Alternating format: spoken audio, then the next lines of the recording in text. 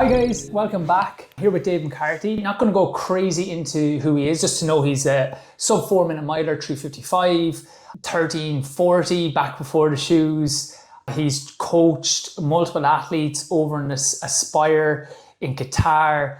One of the most knowledgeable guys I know about running, both from a practical standpoint, both from a coaching standpoint. So I'm so excited here. And recently he's been interviewing with Sidious. That's right. Yeah. And I just wanted to get his opinion on it. He's done some really good interviews with the Ingebrigtsens, and you could see by them that they were taken aback by the questions, that someone actually had that knowledge. So Dave, thanks so much for coming. Yeah, good to be here, on, and sure, any opportunity, man, to sit and chat running. Yeah, brilliant. Yeah. So I'm going to go straight into it then, because people are going to know your background. So when I'm on podcasts, I never why did you get into it and all that stuff. It's kind of known, especially when you got such specific knowledge. We're just after a session though, so we're looking probably rough enough. So this could go in loads of directions. We were warming up and there was so much stuff coming. But so just going to start then talking about with the Ingebrigtsens. Yeah. What you would have ran of a really high standard all throughout your career, like same on me. Their type, we would have known, say, threshold type training. Yeah. You made a good point there that something that they've brought in way more is this idea of varying the threshold. So what parts of their training, or from interviewing and getting to know them, would you have loved to know when you were running at a more competitive level, say? Yeah, so I suppose the one thing about the Ingebrigtsen style of training is there's a formula, right? So Jacob is doing, yes, the training we look at now, he's doing, in terms of the size of the volume of it, and the paces he's running, the thresholds that are massive. But in terms of the overall structure of it, it's the same thing he's doing since he was a kid, right? So some tweaks here and there maybe. What is that structure then? Yeah, so right now I think it's 2 double threshold sessions a week. So what that means is they're going out in the morning and they're doing sort of anywhere from 10 to 12K of threshold work with their warm up and cool down. And then they're going out again in the evening. Yeah. And then they're doing that twice a week. And then also on top of that, they'll do, so that'll be Tuesday, Thursday. And then we'll say during the winter, I think Jacob does a lot of 200 meter hills, but he does up to 20 of them. Yeah. And then his Sunday long run comes in after the Saturday session, but it's 90 minutes. I think Jacob says he's never ran over 21K his whole life, but yet he's running 110 miles a week. And so just because the distance that you're going to cover in the double threshold is so big. Yeah, and so you have to, you can't do that amount of volume and not, followed up by recovery. So their normal day runs of what the sort of standard professional athlete would be, would be a 10 and 5 double. They do a double of 6 and 6, or 10K and 10K. When I was in Aspire at the time, and there was a lot of research papers coming out on the Ingebrigtsens and their style of training, and something sometimes when we look at their training, we might look at the double threshold, but I think you have to look at the whole package of what they're doing differently. Yeah. And what caught my eye was actually their daily runs are 6 and 6. And one of the sports scientists, Scott, that I worked with out in Aspire, I was kind of asking him, how did they decide to break it into 6 and 6? Because you see, what's amazing by them is they're not just looking at the rest of the world and saying the rest of the world are doing this. Yeah. Because everything just for people who wouldn't have done double days, always double days would be kind of get your bulky one done first. So it'd be even if it was minutes, 50 and 30. Yeah. So rather than 6 and 6, you'd have a lot of people to get 12 would do 8 and 5. Yeah, exactly. Or even 9 and 4. Yeah, even 60 and 30, usually, When you get these research papers, any other stuff that's pulled from it, there's in the bibliography, you can kind of go into it and find other papers. And so I found the one, and speaking with our sports scientist, I asked why are they breaking it into 6 and 6? What's 6 and 6? What's the actual theory behind this? And supposedly that no matter how easy you go, once you go over 40 to 45 minutes of running, you actually start to break down the muscles, down the tissues, the fibers in the muscles, everything like that. So what they're doing is they're making sure that the recovery days are recovery. So we might look at it as in it was recovery. I did 10 miles. I ran 8 minute miling. Oh yeah, but now you are out for 80 minutes of running. So that's 80 minutes of pounding. Yes. And that just gets tiring. Even when no matter how easy. So they keep it low, and then they're packing in the mileage. you do a double threshold day, like Jacob is getting in like 20 plus miles. Yeah. So he's getting in, probably 40 to 50 miles in 2 days with those double threshold days. And so then he's getting these 2 10K runs in, which is 12 and a half miles. So it adds up like that. But what's more about it too, the consistency of it is easier because you're actually allowing yourself to fully recover in between these days. And then also too, the other side of it is he does a huge amount of strides. Yes. So every day, like he's doing drills and strides after runs, and obviously he's doing them before sessions as well. So that's all priming on top of all this controlled threshold running. And then the other aspect of it is that like we see he's doing double threshold runs, and like typically like, before the Ingebrigtsens came along and before we kind of became aware of like the whole running to lactates and stuff like that, like we just kind of associated threshold as a pace. Yes. And so 100%. like for me back in the day, it was 5-minute miling, it wasn't even threshold, it was tempo. Yes. I just assumed it was 5-minute miling because that's what people around my PB ran for it. Yes. No differential, like one, maybe no test done. No acknowledging like, well, I might be tired after this session or I might be a little bit run down, or that things can differentiate based on the internal. Yeah, exactly. And the other side of it is too, when you're running close to that sort of, we'll say that anaerobic threshold. So what I mean is your highest pace at aerobic before you come anaerobic. Yes. That's where we tend to do our threshold running. Yes. But like more often than not, we run it a little bit too quick and then we're gone into anaerobic. We were talking about this on the run, and I was saying you were one before the Ingebrigtsens. We went on an altitude training camp in Fontenay, and you and Brian Mara would be like the people I know who had the best, even back then, the best like lactic thresholds. Two things very similar. Well, one thing very similar, and then you added this thing. The first was, when I did it, we used to like try run as hard as we could, not as hard as we could, but very hard, get that heart rate spiking up and then cruise essentially. Whereas for you and Brian, 5 minutes, 10 minutes in the relaxed pace, not trying to hit this set heart rate. And a lot of times, as you said, if my lactic was 180, it was like, get to 180 as quick as you could. Nearly. Whereas you would be at 170 for 5, 175, and then rest there. And the second thing when we were over in Fontenay that I really enjoyed was you were saying, if 180, if your lactic threshold, after that, you are now not in the right zone. Better to be at 90% to be sure you're in the zone than going right to the limit and going over it. And that hit me. It's like, you're better off to get 90% of the exact right training than taking it up to 100% and maybe going over that. First of all, if you either have the test done or get the test done. They then say train 5 beats below that. Yes. Because the test day 2, if you think about it, you're rested for it. You're prepared 100%. For it. And also too, the way the testing goes, it's a ramp test. So usually actually you've only spent 1 3-minute interval at that pace. Yes. So it's not really a true value of running 8 to 10 kilometers at that pace. Yeah, very true. And just to emphasize that, we were talking about that in the warm-up. It was like, that's something I never actually thought about, and you said it, where when you do these tests, generally people are running for 3 minutes,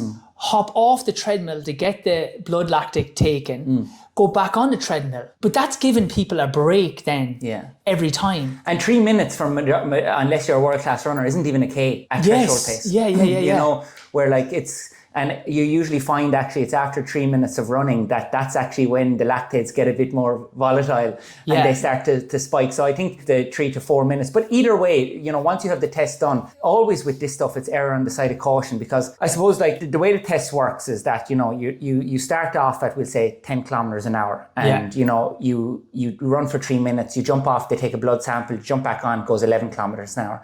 And with that, you're getting a corresponding heart rate and you're getting a corresponding blood lactate. And usually what we talk about when you get that first sort of spike in your blood, so you're kind of running along easy, there's no real showing of fatigue. And the next thing, there's a little jump. So you go from maybe 0 point something to 1.5 lactates. And that's called your lactic turning point 1. And what that is saying now is, we'll say your recovery run pace, as you've increased the pace, now you're in what is like an aerobic development zone. Yes. Right? And then you'll jump back on the treadmill again, and then there'll be another spike and you'll probably go up to 2.5 or 3 millimoles, and that's your lactic turning point 2. Now, it's that lactic turning point too that majority of us have trained at for years. But and mostly that was at 4, actually. It was, without a doubt. When I was doing my threshold work back in the day, I can guarantee you I was probably accumulating. No, but like even like people would have said, oh, it's 4. And I would have seen now what they do, a new one, what they're doing, I think is a better idea, is it's called a V dot. So what it means is, what they look at is if you made a straight line, what's the biggest distance between when it shoots? Yeah. Because before, even arbitrarily, people would be looking. So the line would be going straight. There'd be a little hop up. That would be turning point 1, which is easy to find. Then we would look at, like, say, it go to 2.4, 3.2. It could have gone from 2.4 to 3.8. Yeah. But because that's not under 4, people then would say, oh, well, 4 millimoles. Yeah. But no, this is the biggest jump away from the curve. Yeah. So wherever the biggest spike is, before that is your lactic threshold 2. And that might be 2.5 for some people. Exactly. Like recently now, like I would consider my highest threshold, like that, or that I would subscribe to anyone I was coaching, is I would never have them going over 3 millimoles. Yes. You know, because it's still fast run. But also you must remember too, when it comes to, like, I look back in the day of like when I used to do my tempo stuff, and I used to just run really hard, but I didn't have the knowledge or the concept of what I was trying to train on. Yeah. But between your, we'll say, like you said, your LT1 and your LT2, that is your threshold zone, right? Yes. And so what the Ingebrigtsens are doing when they do their double threshold sessions is they're not doing 2 sessions at LT2, the higher zone. Yeah. They're doing the morning session at LT1. So to give an example of that, like that for me now probably would be like running close to somewhere between 540 to 530 mile pace. And that is so important. Like, so say for your normal runner here, guys, that could be you. Say if you run 8-minute miling easy, you could be at LT1 at 7 minutes 30. Where when me and Dave were running back in the day, and I want to get back into that a bit more because I think there's a lot more there. It's like, it was either run easy or run just on where you're going to spike off. And what he's saying there is that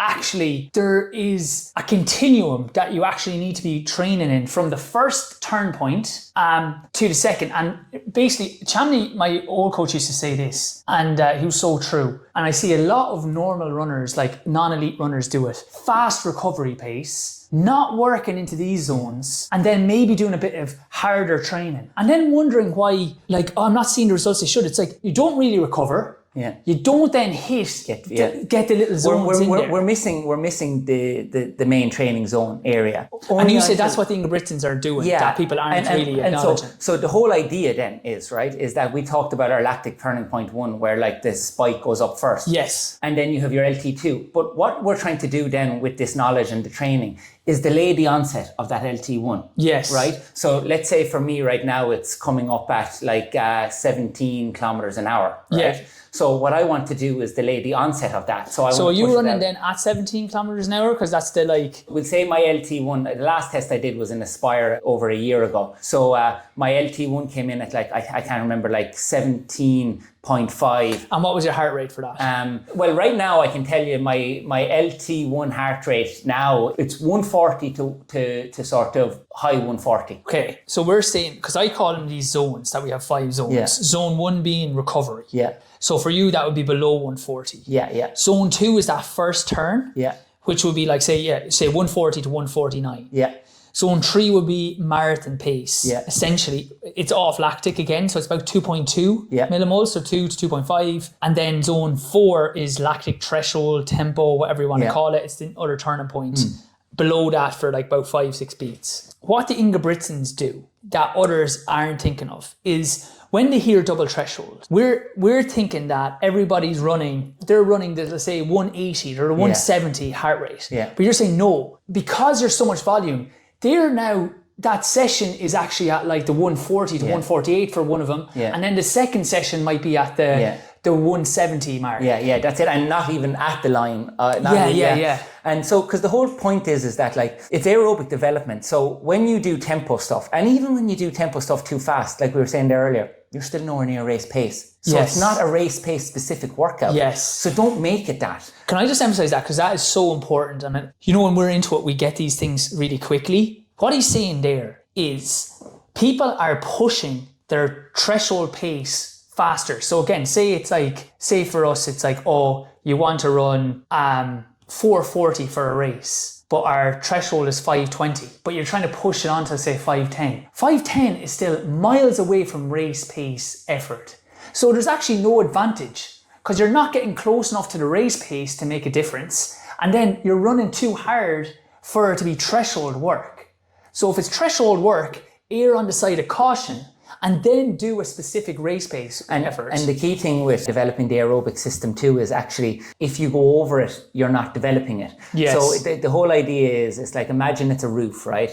And like there's your anaerobic threshold line there. So meaning anything above this line is anaerobic and everything below is aerobic. If you go above it, you can't help bring it up, but what you want to do is stable. You're going to keep pushing it up. Raising the roof. Just keep pushing it up. Just keep, just like keep doing that, and and you just keep getting it higher. Yes, just keep getting it higher. So that's what I'm saying in terms of delaying the onset. So, and as you said, if you were above that, you can't raise a roof being above it. If you think about it, your higher end of threshold running is still sitting on the whole foundation. So I gave the example earlier of like a pyramid, right? Yes. So pyramid being peak performance, that's your ultimate fitness. The base of the pyramid is your mileage, you know, and obviously the wider the base, the higher the peak, okay? Yes. And but the Ingebrigtsens take that to, yes, the mileage, but you have all this area, so we'll say about 70 to 75% up the pyramid, you're aerobic, right? So that means, like, if all you're going to do is run at the line of anaerobic threshold, your LT2, you're basically missing a huge area of development that has actually very low intensity, that takes very little out of the body but still builds it.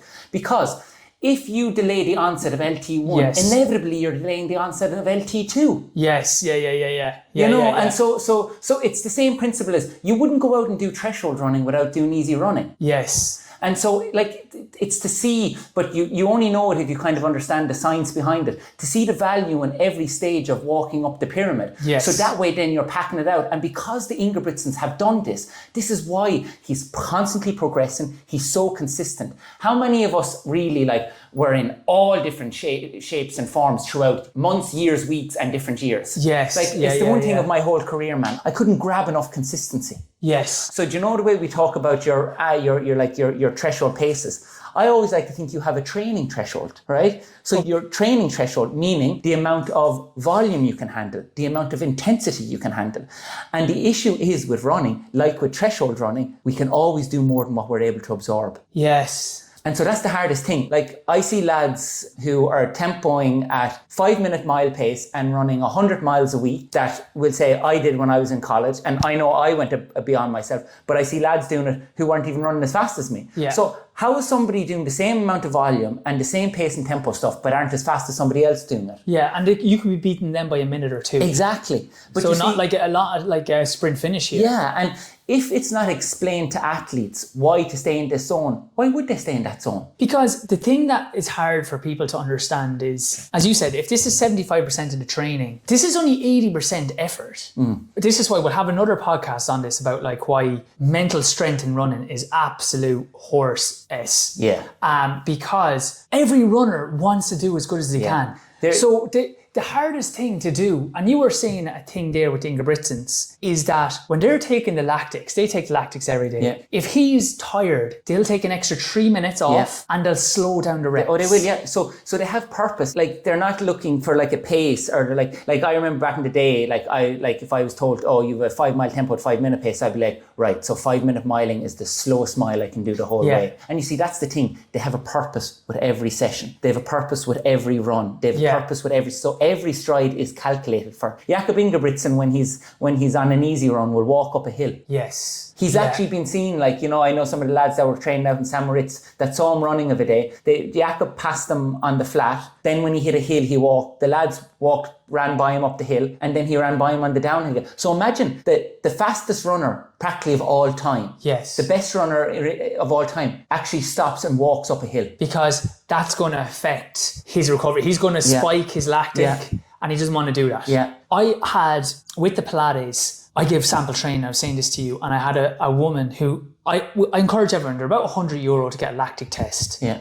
with a heart rate. You'll only need to get one ever because it's internal measures. Yeah. But she was gobsmacked by how quickly she was going into that LT1. She was nearly running that LT1 all the time. Yeah. So for recovery runs, I had to tell her, listen, you're going to have to run for 10 minutes and walk for 2 minutes. You have to break your recovery run into intervals. To stay the heart rate down. Yeah. But we need not to have the ego. Yeah. If Jacob Ingebrigtsen has such less of an ego that he'll walk on a run, you need to be able to do it. And because he knows, as you said, the goal of this is recovery. Yeah. It's not to hit a certain heart rate. And like at the end of the day, when you're talking about being an endurance runner, you're talking about building your engine. So your engine being your heart and lungs, right? It has to be developed through volume, right? Yes. Like it's a volume-based game, right? Yeah. Now that's not to say it's 100. I'm not saying it's 100 miles, but like if your training is done right from a young teenage years into your senior years, no matter even if you are talk about a lower volume person, you still should have it set up in a way that you can progress it. But the thing as well, two things. One, I want to go back there that when he's going slower, that then allows him to actually hit the whole session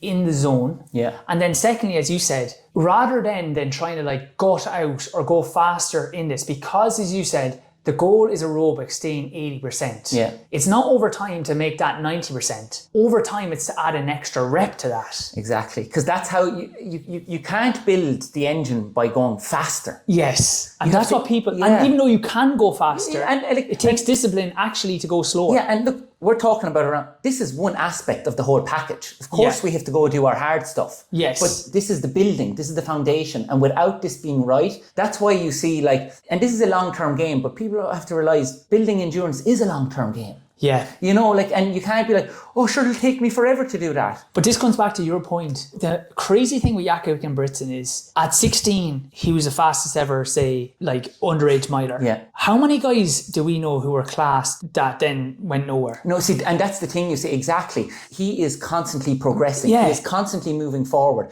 And the one thing about Jacob that's probably more impressive than how fast he runs and his training is actually how consistent he is with great racing. Yes. And that's because he control, and I go back to myself too. I think probably one of my strengths as a runner and as a person in life is I have high energy. Yeah. But I completely smashed that in training and I was empty of that come race day. My tool, my secret weapon, come race day, I didn't have it. Because I left it go in training. Yeah. And when you have all that natural energy and you're feeling good, you're like, well, sure, if I can run harder today, I should run harder. Yeah. What I always say is your goal, your race goal is always at the end of training. So you have to go through that whole cycle and be your best, not only your fittest, but most energetic at the end. How many people get to the race line and are flat dead and everything? I even see that for, we have people getting ready for marathon prep.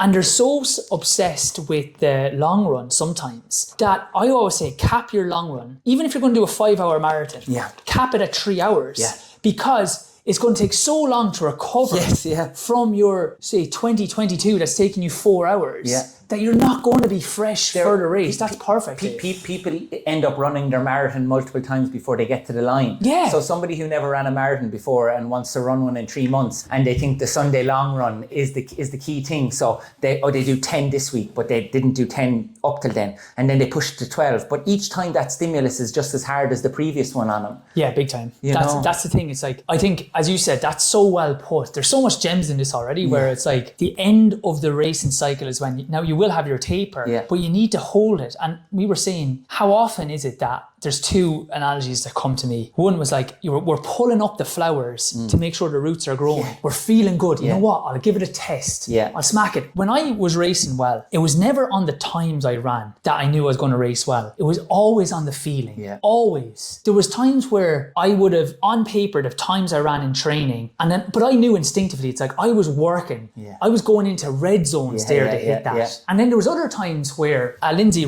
Dunn, God rest his soul, but was brilliant at this. If there was a group and we're all getting itchy, he'd take the slowest guy, put him to the front. Nobody goes past him. Yeah. And all of a sudden then, I say, it's like keeping the tiger in the cage. Yeah, you can kind of feel him. Yeah. You're just like holding back, and you know what? You feel awesome. Interviewing Jacob, like he says he only gives his best on race day. And Eliud Kipchoge says the same. Eliud Kipchoge says never gives more than 80% in training. Now, what I will say, Eliud Kipchoge and Jacob Ingebrigtsen are people that you can, I can guarantee, are running to that. Typically, when we go by perceived effort to the normal runner, 80%, if you could get an actual number of what they're given, is probably 90%. Yes. Right? So I would probably say to myself, if I'm looking for, so when I am giving sessions to people and I know that threshold is somewhere around that 70 to 80%, so which would be a 7 to 8 out of 10, I say 6 out of 10. Yes. Because everyone always goes one above, don't they? They always go one above. That's so true. So I say 6 out of 10. So then they come along and they say, oh yeah, that was 6 to 7. Perfect. But if I say 7 and we go 8, probably dipping into 8.5, which is, exactly. Yeah. Very true. And it goes back to that thing as well.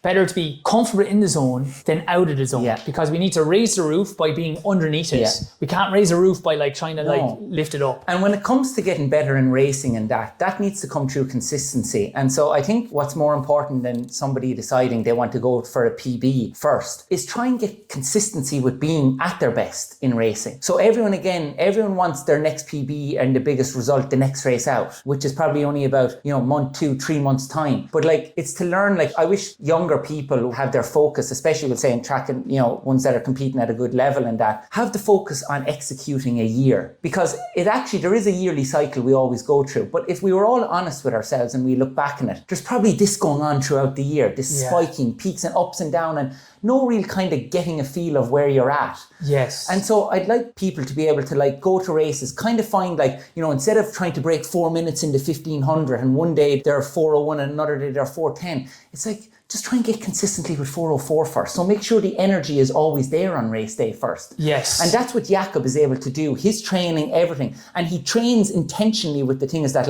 I'm not wetting my powder. I'm not wet. I'm leaving that build up. I'm building the components. He's not going out doing a session and smashing it, going hard. No, he's doing his threshold work is his threshold work. His hills are his hills. His speed work is his speed work. His recovery work is his recovery work. And it's exactly precise. And when he builds out the year and he builds out the plan, it then makes sense that can be there because I'll recover with that. I'll have built it up with that. How many of us are really shooting in the dark? There's so much shooting in the dark, and more so with energy consumption. And so you look back on it and you think we look at this one session, this 1 week, but running is so demanding on the body. So when you're saying that, right? So what I'm getting from that is that if you do have a really killer session, it can't just be all right, this was this week and next week is siloed on its own. It needs to be that okay, if this is a hard week, well then we need a really recovery week.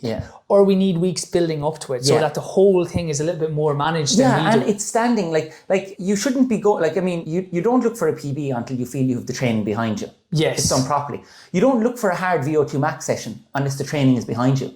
You don't do a VO2 max session, a hard 3K, 5K pace if you don't feel you've conditioning on it. Because let's go back to our pyramid. Everything is sitting on what's below it. Yes. It's sitting. So that's why what they're doing is they're making sure for him in order to be able to, the pyramid has to be there. I have to build the pyramid. Yes. So what are the components of the pyramid? Break it down. And the chunk of aerobic running means if the biggest part of your energy systems is aerobic, then the biggest part of your training has to be aerobic. Okay. General rule of thumb. Core, I know people say, oh, there's different profiles and different all that. Maybe 800. Maybe 800. But 1500 up. Yeah. No.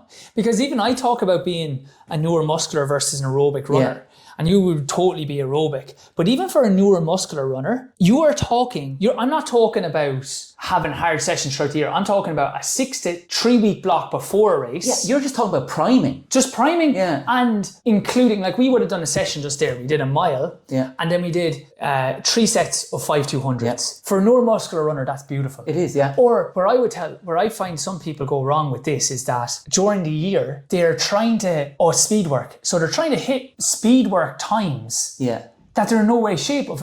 If I'm getting ready for a 10K, my neuromuscular work is 72s, be relaxed at the pace.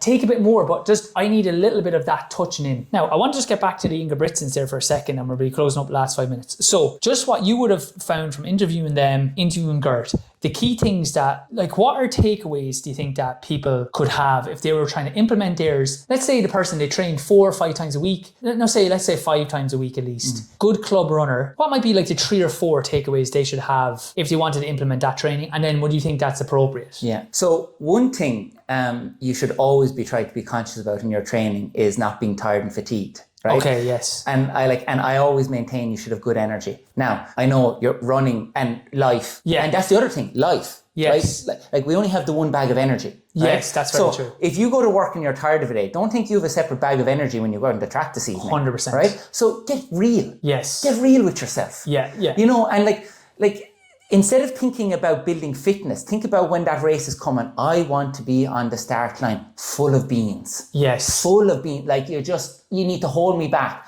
Is that not the dream place to be in the starting line over like how much training you've done? Ultimately, when you have that feeling, the training is there, but you have to be able to, you have to be able to level up on race day like no other. You have to be, like you said, leaving the tiger out, right? So that means controlled training. Never should you be going away from training dead. Yes.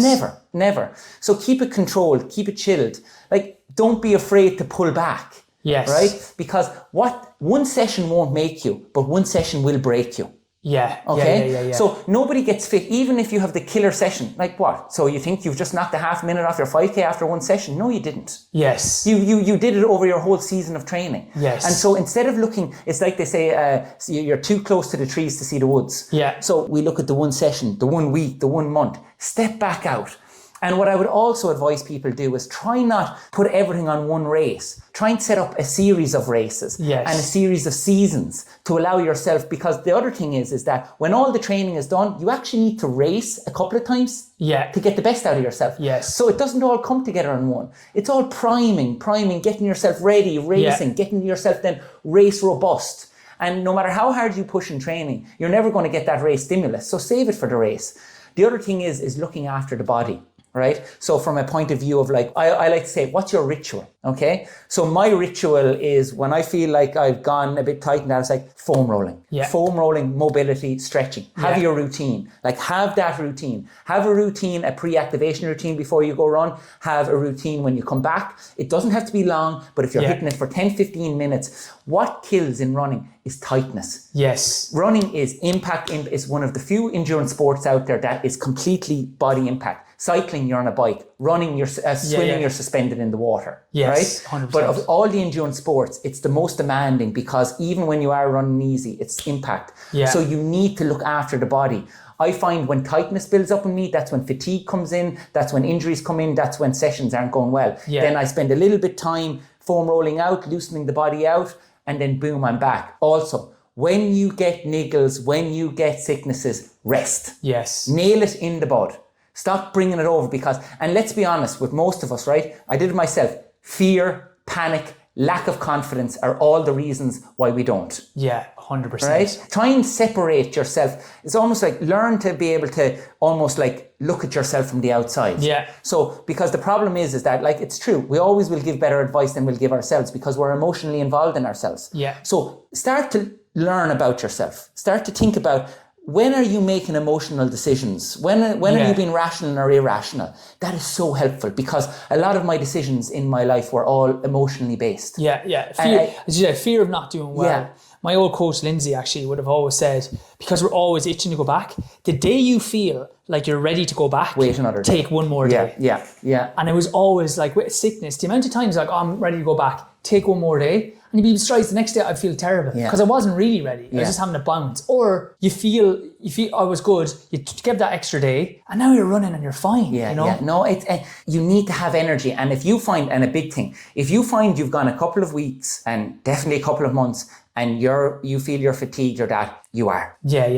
And it usually doesn't go well. So another thing to do, I highly advise people to do is when they finish the training cycle, when they finish the season, sit down and reflect. Yes. Sit down and reflect, right? You know, and look back on it. And I really think if anyone is serious about their running as an endurance runner, beginners, and especially athletes on a national club scene, go get a lactate test done. 100%. Why wouldn't you? Like, how 100 quid. They're 100 quid. Like, I mean, you drop it at a freaking wedding. At least shoes are more expensive now. Yeah. Right? But like the other thing is, it's giving your training zones. And if you're choosing not to do this, then you're shooting yourself in the foot. Exactly. Right? And like, because these zones tell you where your fitness is at, right? Yeah.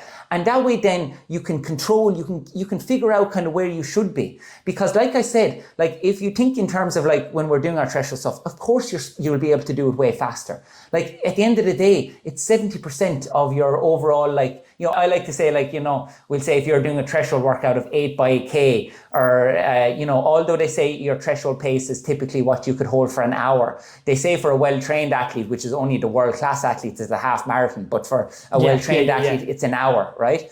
But like, be honest with yourself. Like a lot of people think too, like, oh yeah, I think I could hold 320s per K for an hour, and then they go do it and it ends up being around 327 average. Exactly. So that's not 320. Or as you said, like we were saying this where, you know, I would tell lads minutes, like, okay, minute on at 5K pace. If at 50 seconds into that, I said, okay, now keep that going for 15 minutes. Yeah. If you would panic like crazy, you're going too hard. But it's like today we were doing the 200s and we wanted to do, so a good combination we were saying today of in around when you're doing threshold stuff, because the pace is slow, is to do some cruising 200s. Yeah. Not speed 200s, cruising 200s. So we said we'd run 32s today.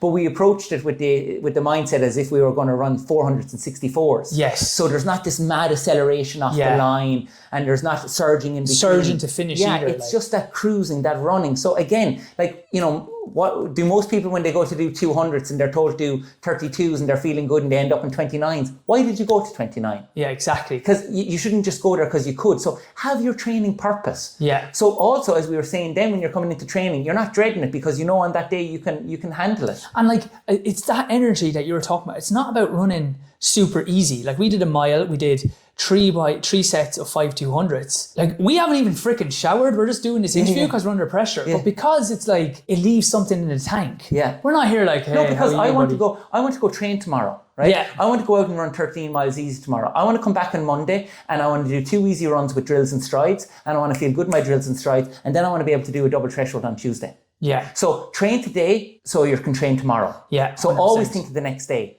Because it's never one day. Training is not one session. It's the accumulation of everything. So a thing is, learn yourself. So that's the last thing.